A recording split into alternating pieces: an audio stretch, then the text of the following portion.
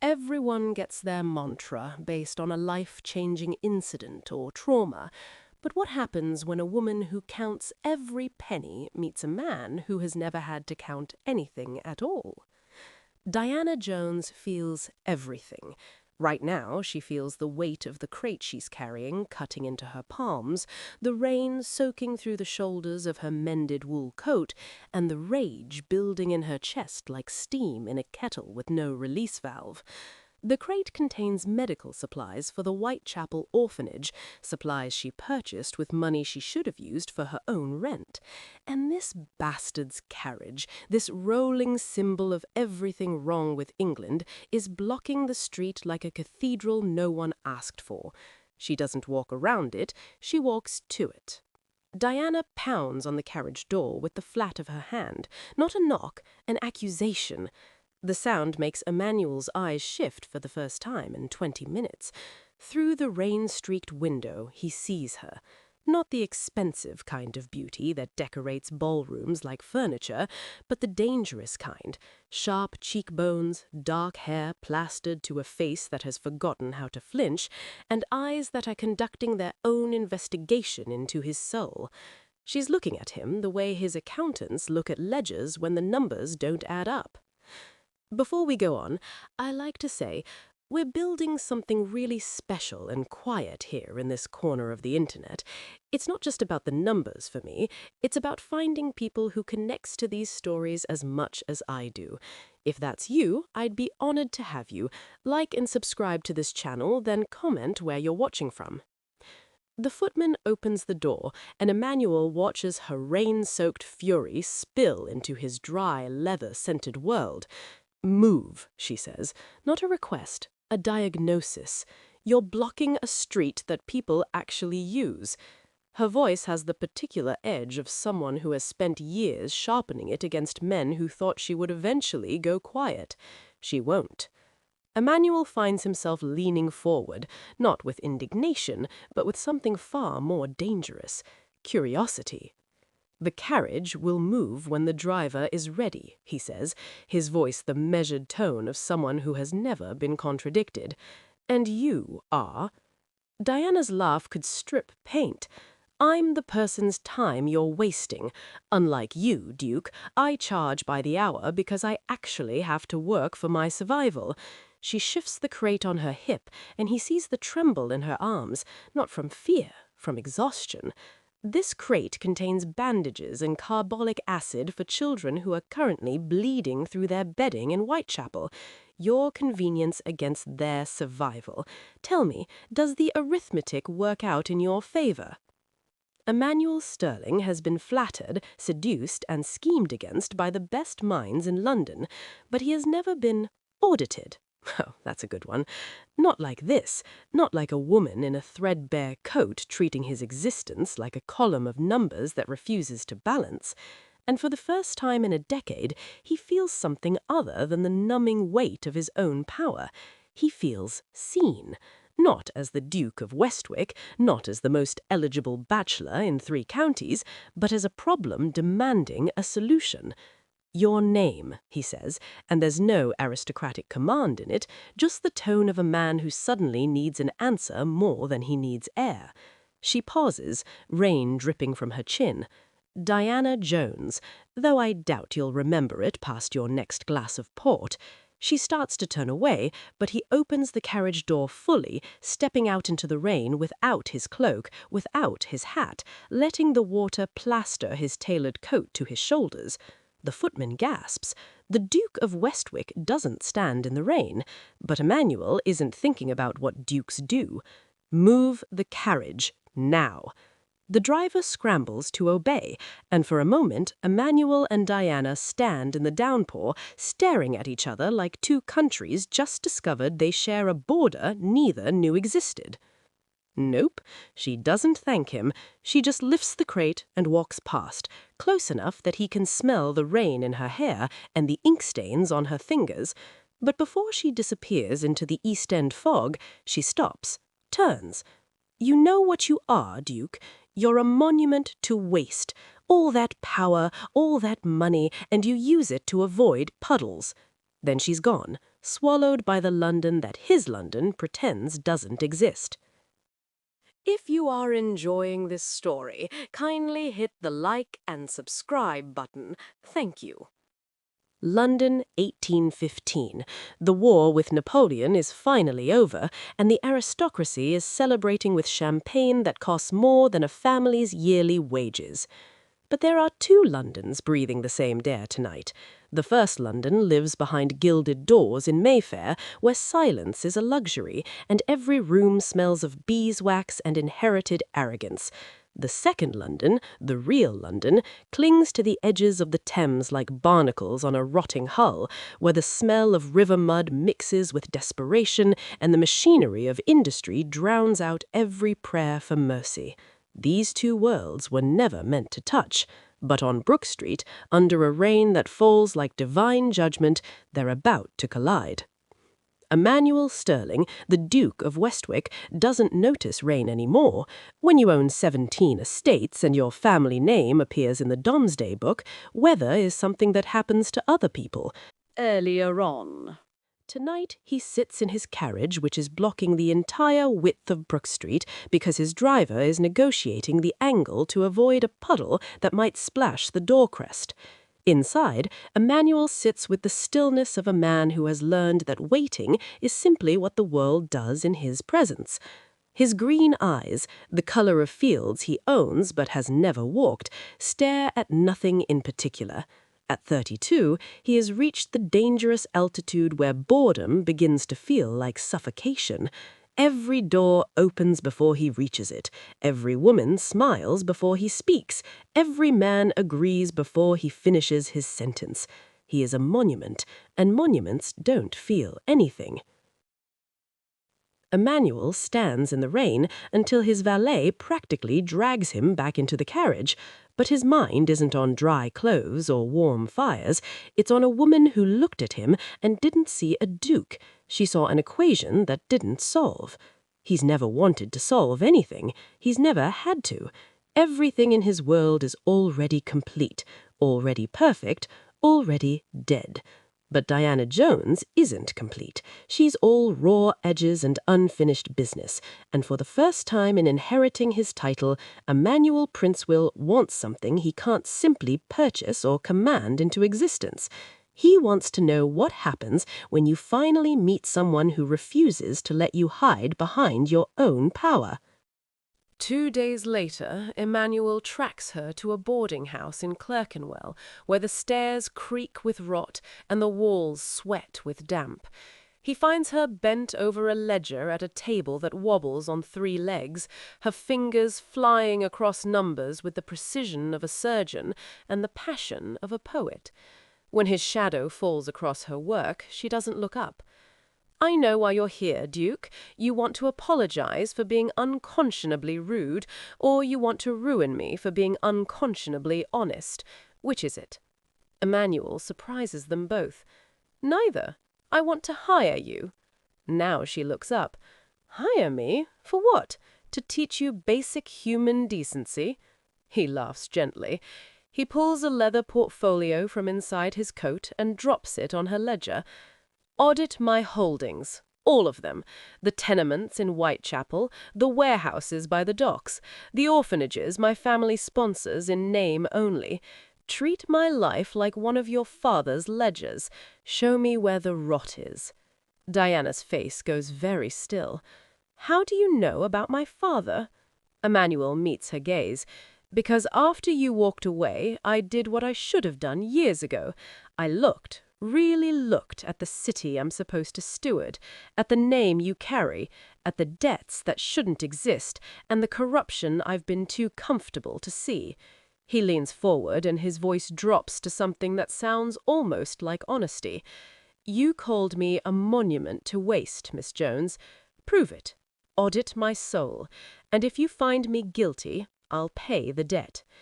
Diana stares at the Duke of Westwick, this man who walked into her world in a coat worth more than her yearly income, offering her the one thing she thought impossible, accountability. But here's what she's learned about men with power. They don't change because they want to. They change because the alternative costs them something they can't afford to lose. So she opens the portfolio, scans the properties, calculates the cost, and then she looks at Emmanuel Princewell with the same expression she wore when she pounded on his carriage door. If I do this, Duke, I won't be your charity case, I won't be your social experiment, I'll be your auditor, which means when I find the rot, and I will find it, I'll put it in a report that names names and counts bodies. Are you prepared to see yourself as you actually are, not as your title allows you to pretend? Emmanuel smiles, and it's the first real expression she's seen on his face. Miss Jones, I have spent my entire life being told I'm extraordinary. For once, I'd like to know if it's true. So here's the question that will haunt them both through gas-lit streets and gilded ballrooms. Can a man who has never been told no learn to hear the word yes as something more than confirmation of what he already owns? Or will the Duke's audit reveal that some debts can never be repaid, only carried until they finally crush you both? Emmanuel Princewell makes a decision that will scandalize London. He's going to walk through his own hell. The first property Diana audits is a tenement in Whitechapel that Emmanuel's steward assured him was adequately maintained. Adequately maintained turns out to mean walls so damp they're growing ecosystems, a roof that leaks sewage from the floor above, and 23 families sharing 2 water pumps that haven't worked in 8 months. Emmanuel stands in the courtyard wearing boots worth more than the building's annual rent, and Diana watches his face do something she's never seen a duke's face do before. It cracks, not with pity, which is cheap, with shame, which costs everything. "How long?" he asks, and his voice sounds like it's being dragged over gravel. Diana checks her ledger without mercy. "Your family has owned this property for 42 years.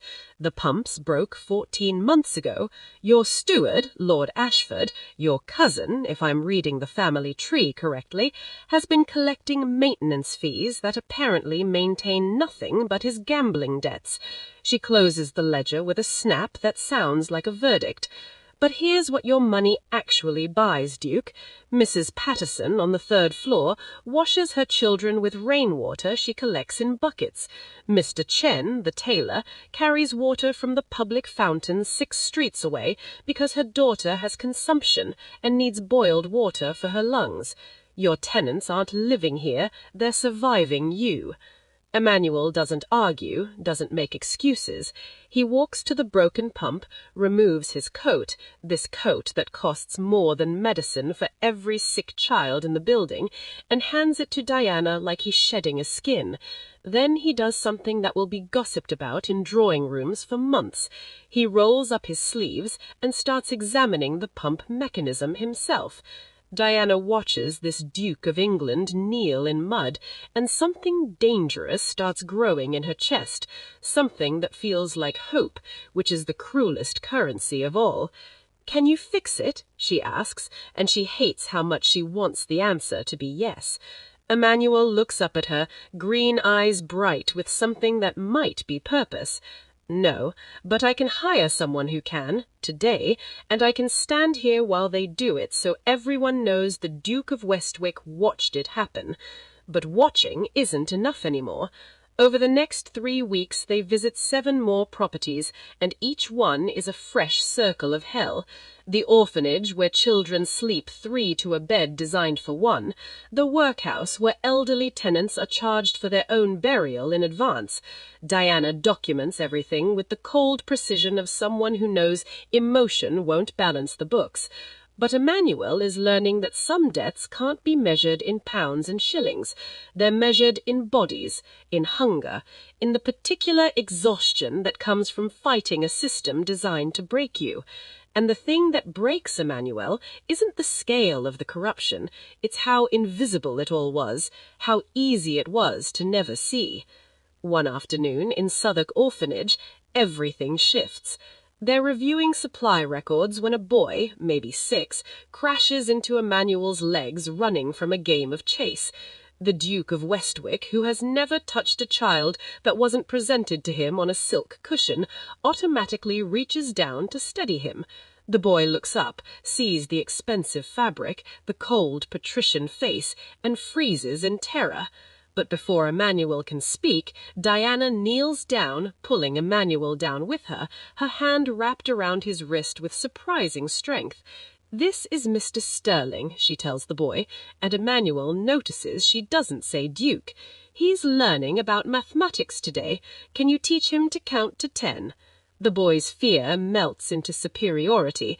Adults who can't count are hilarious, and suddenly Emmanuel is being instructed in basic arithmetic by a 6-year-old with missing teeth and absolute confidence. Diana's hand is still on his wrist. He can feel her pulse through her glove. When she realizes she's still holding him, she pulls back like she's been burned, but Emmanuel sees the flush on her cheeks and knows she felt it too, this dangerous thing growing between them that has nothing to do with audits and everything to do with the way she looks at him now, like he might be capable of becoming something other than waste. But London's elite don't believe in transformation. They believe in maintaining order, which is why Emmanuel's cousin, Lord Richard Ashford, decides it's time to remind the Duke where his loyalties should lie. Ashford is the steward whose corruption Diana has been documenting, and he's everything Emmanuel was raised to be: charming in drawing rooms, cruel in private, and convinced that the world exists to fund his pleasures. When he learns that Emmanuel is actually reading Diana's reports, actually implementing changes, actually cutting off the revenue streams Ashford has been skimming for years, he does what any cornered aristocrat does. He goes to war. The battlefield is Westwick House. The weapon is a ball. Emmanuel has decided to make Diana visible to the ton by inviting her as his guest of honor, and Ashford has decided to make her disappear. The night of the ball, Diana stands in her boarding house, staring at a gown Emmanuel sent, deep emerald silk that probably cost more than her father's final debts, and she understands what's happening. This isn't generosity, this is a test. The Duke is asking, will you enter my world, or will you force me to leave it? She puts on the gown because she's never backed down from an audit, even when the ledger is her own heart. Westwick House blazes with enough candles to light a village for a year. The ballroom is a cathedral of wealth, crystal chandeliers, marble floors polished to mirrors, and the cream of society draped in silk and smugness. When Diana enters on Emmanuel's arm, the room doesn't gasp, it inhales and forgets to breathe out.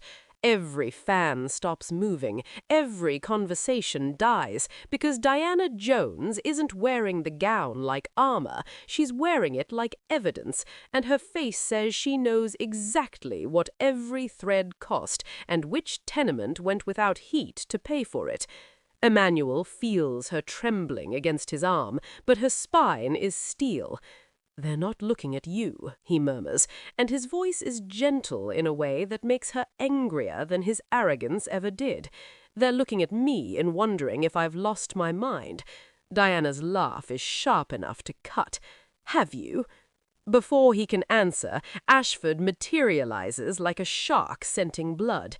He's brought reinforcements, Lady Beatrice Worthington, a widow whose beauty is matched only by her talent for social assassination, and Lord Pembroke, whose opinion shapes London society like a sculptor with a chisel. "Westwick," he purrs, and his smile is all teeth. "How generous of you to support the disadvantaged, though one wonders if charity should extend to the ballroom." The insult hangs in the air like smoke. Diana's fingers tighten on Emmanuel's arm, but before she can speak, Lady Beatrice glides closer, her silk gown whispering secrets. Miss Jones, how fascinating that you're here. I've heard such interesting things about your father. Didn't he die in debtor's prison? The words are delivered with the precise calibration of a surgeon's knife, sharp enough to kill, clean enough to deny intent. Or am I confusing him with someone else from that unfortunate class of men who thought money could buy breeding? Here's what happens in the 3 seconds that follow. Diana's face goes absolutely blank, which Emmanuel has learned means she's calculating whether murder is justifiable. The ballroom goes silent in the way crowds do when they sense violence might be educational, and Emmanuel Sterling, Duke of Westwick, makes a choice. You're confusing him with no one, Lady Beatrice, because unlike you, I've actually read the man's work. Abraham Jones's treatise on colonial trade reform was used by Parliament to restructure tariff policy.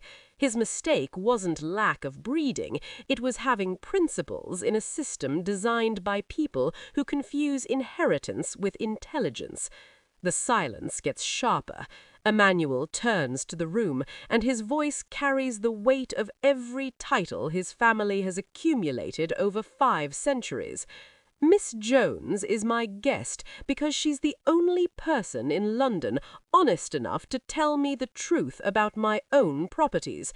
If that makes her unsuitable for your company, perhaps you should question your suitability for mine. It's a declaration of war wrapped in courtesy, and everyone knows it. But Ashford isn't done. How noble, he says, and there's poison in his smile. Though I wonder, cousin, if Miss Jones has been equally honest about her own dealings. Tell me, Miss Jones, where exactly did you get the capital to purchase those medical supplies you're so famous for distributing? Surely not from your accounting work, which pays, what, £3 a week? Diana goes very still. Emmanuel feels the shift in her like a string pulled too tight. What are you implying? His voice could freeze fire. Ashford shrugs with theatrical innocence. I'm implying nothing. I'm merely noting that the same week Miss Jones made her sizable purchase, several of your tenants reported cash missing from their rent payments they'd saved, small amounts, easy to overlook, unless one were conducting an audit of, say, the auditor herself. The accusation lands like a cannonball. Emmanuel watches Diana's face and sees something worse than anger. She sees the particular exhaustion of someone who's been accused of theft so many times that defense feels futile. Those tenants were compensated, she says, and her voice is quiet in a way that makes Emmanuel want to burn the building down. From my own savings, because your steward was skimming their payments and I couldn't prove it fast enough to prevent evictions, so I paid their debts myself and marked it in the ledger as a personal loan, which they've been repaying. She turns to Emmanuel, and there's something broken in her eyes. It's in my report, week 3, page 17, footnote 6, the one you said you'd read completely before tonight. Emmanuel goes cold because he knows what's coming and he can't stop it.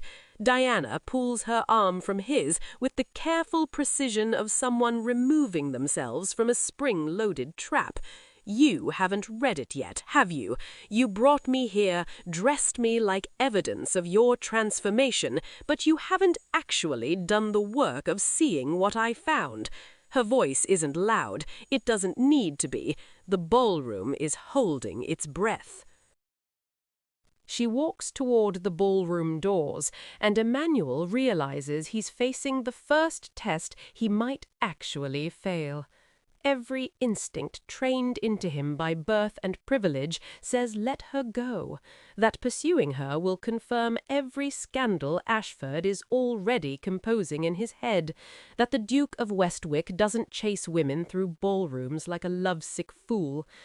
But there's another voice now, one that sounds like a 6-year-old teaching him to count, like water pumps being repaired, like a woman's hand on his wrist feeling like the first honest thing he's ever known.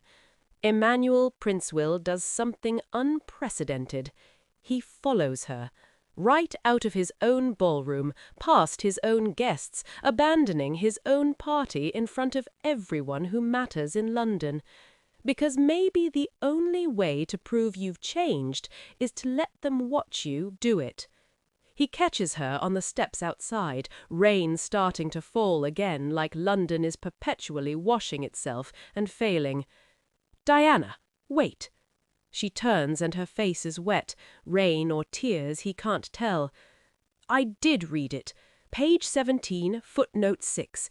You paid £47 of your own money to cover rents my steward stole, and you notated each tenant's payment plan with interest rates lower than the Bank of England's, because you wanted them to keep their dignity while repaying a debt that should never have existed."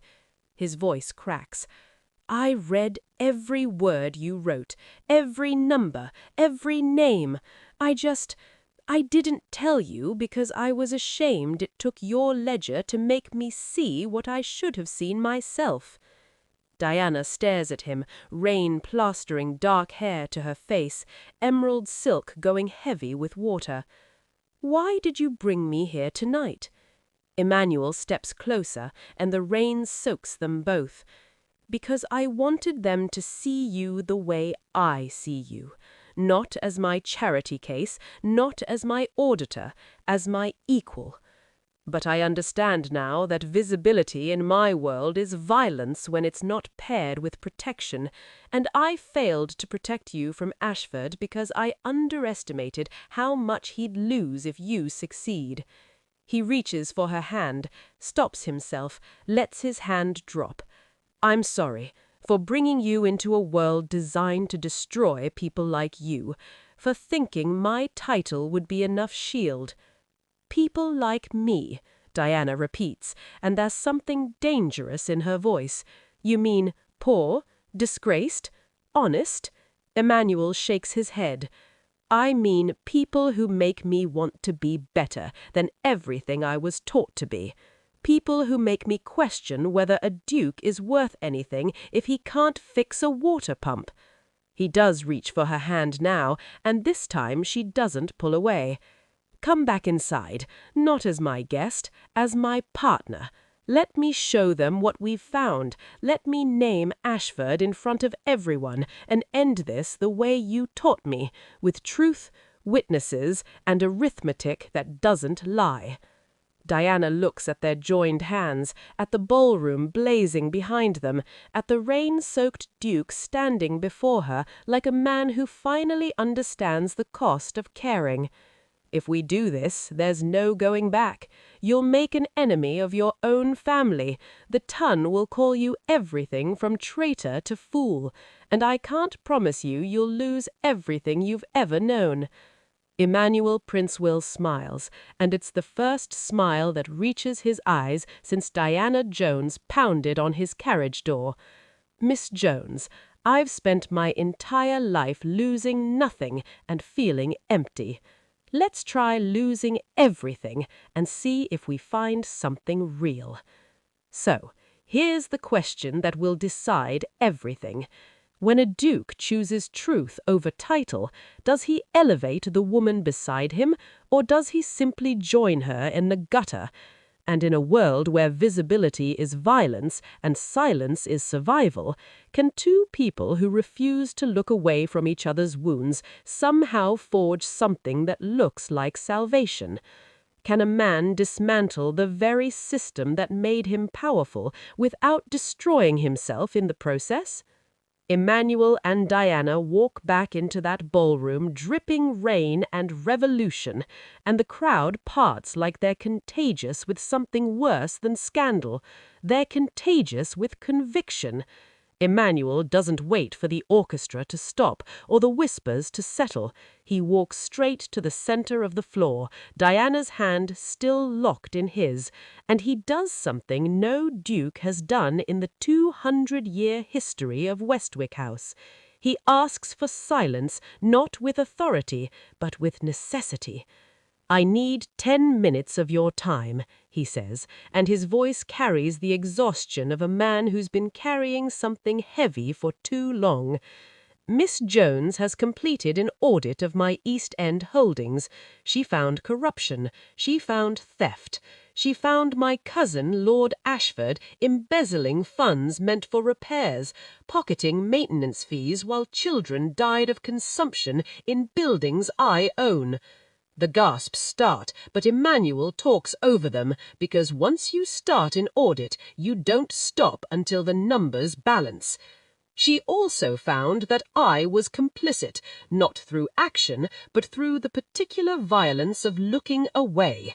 Every leak I didn't fix, every water pump I didn't repair, every family I evicted because my steward needed gambling money, that's my ledger, and it's time I paid the debt. Ashford's face goes from pink to white to a shade of rage that looks like apoplexy. This is slander. I'll have you in court for defamation. But Diana steps forward, and she's not wearing the gown like evidence anymore. She's wearing it like an armor that finally fits. I welcome it, she says, and her voice has the cold precision of someone who's been preparing for this fight her entire life. I have ledgers, 42 months of ledgers, every skimmed payment, every falsified repair invoice, every bribe to building inspectors, documented with dates, amounts, and witnesses. She pulls a folded document from, and this is the genius part, from inside her bosom, because where else would a woman hide the weapon that will destroy a lord? This is a summary. The full report is with my solicitor, with instructions to deliver it to the Times if anything should happen to me or the Duke. You're welcome to sue. I'm prepared to testify. The ballroom erupts, not with shock. Shock is passive, with the particular chaos that happens when people realize the social order they've been maintaining is built on bones, and they might be next. Ladies clutch their fans like shields, men calculate whose corruption might be exposed next, and Ashford, cornered and desperate, does what desperate men do. He goes for the throat. You sanctimonious hypocrite! His voice cracks with fury. You lecture me on theft while you parade around in a gown worth more than your father's final debt. Tell them, cousin, tell them what you paid for that emerald silk. Tell them you bought her just like every other pretty thing in this house. The accusation is designed to destroy them both. Emmanuel as a man who buys women, Diana as a woman who can be bought. It lands like acid. Diana's hand twitches in Emmanuel's, and he knows she's about to pull away, about to retreat into the invisibility that's kept her safe her whole life. But Emmanuel has learned something in 3 weeks of walking through hell with a woman who refuses to look away from truth. Dignity isn't about never being accused. It's about standing still while the accusation burns and waiting for the truth to matter more. I paid £247, Emmanuel says, and his voice is steady as stone, for a gown I asked Miss Jones to wear so that you, all of you, would see her the way I've learned to see her, not as charity, not as scandal, as someone whose mind is sharper than every Oxford education in this room combined, whose integrity is worth more than every title we're all so desperate to protect. He turns to Diana, and his eyes are asking a question only she can answer. Do you trust me to finish this? She nods, barely, and he continues. But here's what I didn't pay for, and never could. Her willingness to walk into a room full of people who would destroy her and tell the truth anyway. That's not for sale. That's called courage, and it's the one currency I've learned your money can't buy. He turns back to Ashford, and now his voice carries the weight of 5 centuries of power, but it's power in service of something other than itself. You're dismissed from your position, effective immediately. You'll repay every penny you stole, and if you refuse, Miss Jones's ledgers go to the magistrate. I won't have you arrested because that would spare you the worse punishment of living with what you've done, which is exactly what I plan to do for the rest of my life.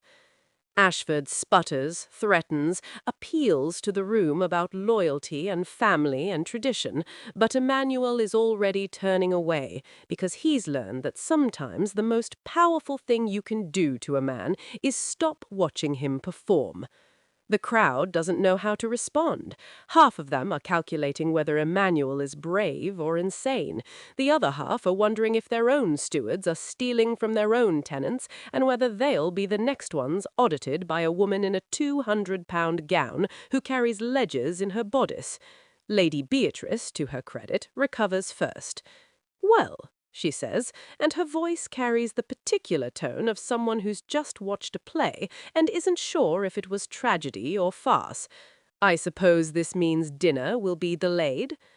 Emmanuel almost laughs, because that's the aristocracy in a single sentence. Buildings collapsing, children starving, corruption exposed, and someone's worried about the fish course. But Diana is already moving toward the doors, and he follows because he's learned that wherever she goes, that's where he needs to be. They make it to the library before she finally stops, turns, and her face is doing something complicated that might be anger, or might be tears, or might be the particular exhaustion that comes after you've been holding your breath for 3 weeks and finally remembered how to exhale. "You didn't have to do that," she says. "You could have handled Ashford quietly. Instead, you made a spectacle. You turned me into a weapon against your own family." Emmanuel leans against the door, and he's soaked to the bone, exhausted and possibly unemployed if the Ton decides he's lost his mind. "I didn't turn you into a weapon. I let you be one. There's a difference." "Is there?" Diana's voice shakes. "Because from where I'm standing, I just became the woman who destroyed a duke's family. Every door in London just closed. Every respectable house just crossed my name off their calling lists. You think you protected me in there, but you've made me infamous."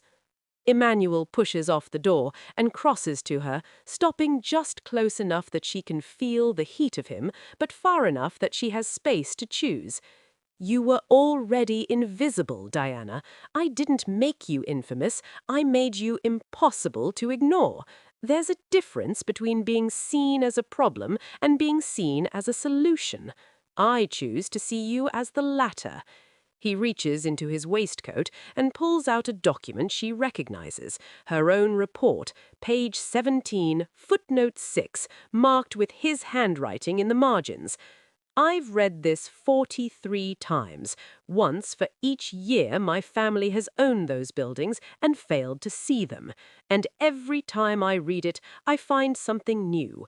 Not about the corruption, about you. The way you document everything with 2 decimal places, because you know that rounding up costs someone their bread. The way you list tenants by name, not by flat number, because you understand dignity starts with being called by what you chose, not what you were assigned." He holds out the document. "This isn't an audit, it's a manifesto, and I don't want you as my auditor anymore." Diana's face goes carefully blank, and Emmanuel realizes what she heard. "I want you as my partner, not in marriage, though God knows I'm arrogant enough to hope for that eventually, but in the work. Help me dismantle the system I inherited. Help me build something that doesn't require children to sleep 3 at a bed. Help me figure out what a duke is actually supposed to steward, if not the people who can't fight back." He takes a breath. "Or don't. Walk away. Disappear back into the invisibility that kept you safe. I won't stop you. But I need you to know that everything I said in that ballroom was true. You changed me. Not because you seduced me, or because you flattered me, but because you forced me to see myself accurately.